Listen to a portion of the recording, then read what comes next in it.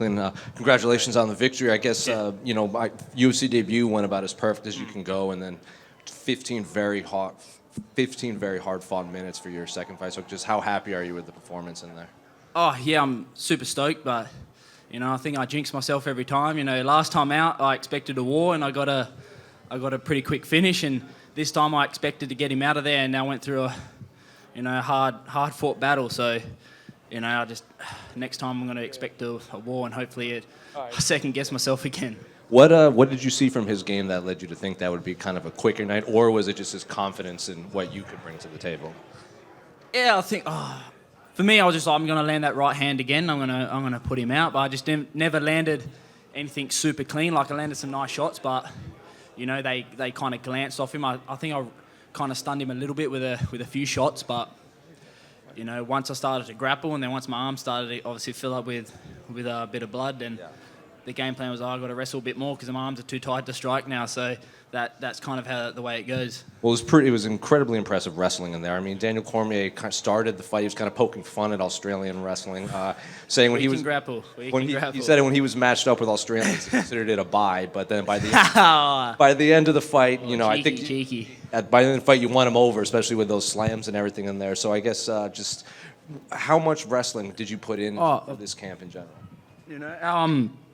Our roots at the gym date back, like our wrestling roots. Like my coach's coach was Brian Ebersol, who was D1 wrestler over here, and he moved over to Oz and then took my coach under his wing. So now he's my grand coach. So it was just passed down the lineage. We wrestle hard at our gym. So us Aussies can definitely wrestle. And by the end of the fight, it seems like maybe the cardio had kind of kicked in. The commentary said it looks like you were getting a little tired in there.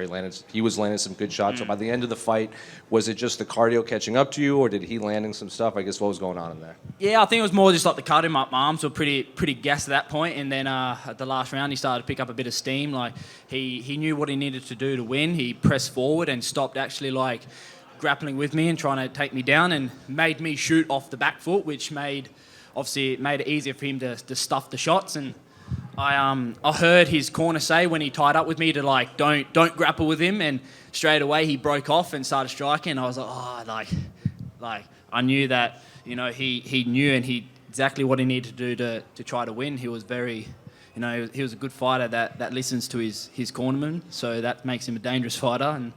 And I just had to stick in there and just fucking give it my best shot, and I got out of there with the win. I think that was Daniel Cormier. He was talking because he was coaching him. I don't think he just said get out of like disengage. He said at that top. Yeah, because I thought I was gonna say like I don't think his corner team speaks English so much, and I was like, how can I understand that? Like, it was Daniel Cormier, and he listened to him.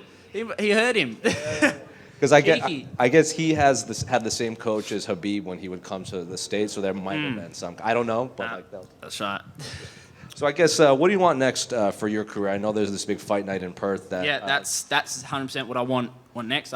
Heard rumours that it's September, so that gives me good time to I'm not too banged up after this one, so it gives me a few weeks to kind of heal my little bumps and bruises and get straight back in there and get into prep. And then just last one for me, you want to fight in Perth, and you made your debut in Sydney, then you come to Newark. Do you like this fighting all over the world, meeting new fans, or do you kind of want to stay in there? That's part of the reason why I do it. Like I get to, a good perk of this job is getting to travel around and seeing the world, and one of the bucket list destinations was obviously to come over here, and obviously got to go check out, actually New York City, which was one of the bucket list, spots for me to actually go and see, and I got to do that this week. And this is why I do this. Like I love traveling around, get to perform, getting paid to do it. It's worth every penny, this sport. On the other side of things, I know DC was, like you said, being a little cheeky there, but they also kind of mentioned your name already with like the likes of Robert Whitaker and Alexander Volkanovski and Jack Della Maddalena. I guess what does that mean? 2 fights in that you're already in the same sentence as these guys?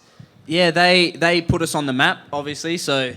When they see another guy like me coming up through the ranks, their success puts more eyes on me, which everyone obviously gets to build off that. So obviously without them, I wouldn't be getting as much, say, recognition as I would be. Everyone knows now that, the the talent pool in Australia, especially now in Perth, is becoming next level, and we're forced to be dealt with. Where does your mustache rank in UFC pound for pound? It's number one pound for pound, probably only second to Don Fry. That's he's always going to be all of number MMA one. history, So including. I'm a second place compared to him. Love it. Thank you.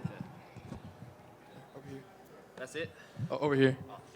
You're a highly technical fighter. Mm-hmm. Which established fighter would you say your style most closely resembles? Man, I'm not sure. I've always, coming up through the sport, I've always really liked and looked up to Zabit. So I've always tried to kind of emulate his style in terms of his ability to mix things up. He's a bit more flashy than I've been, but I'm trying to get up there with the flashy stuff. So hopefully one day when I start, throwing some spinning stuff, I'll be, my style will be a bit more closer towards his. Over here, just one from me.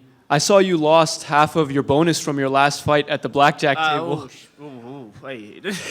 How important was it to put on a banger to get your money back? Perhaps a fight of the night bonus? I hope so. I want to blow it again. So if they better not give me it. No, give me it. Quillan right here, two real quick. So you were hurt. It seemed like you were hurt a little bit in round 3. How was his power compared to some of your previous opponents, and how badly hurt were you? I think I was just more tired than anything. Like he hit me, and I had a bit of jelly leg just from all the grappling exchanges. But I was there the whole time. Like none really rocked me too bad. I think I've been rocked more before in some of my more previous fights, but.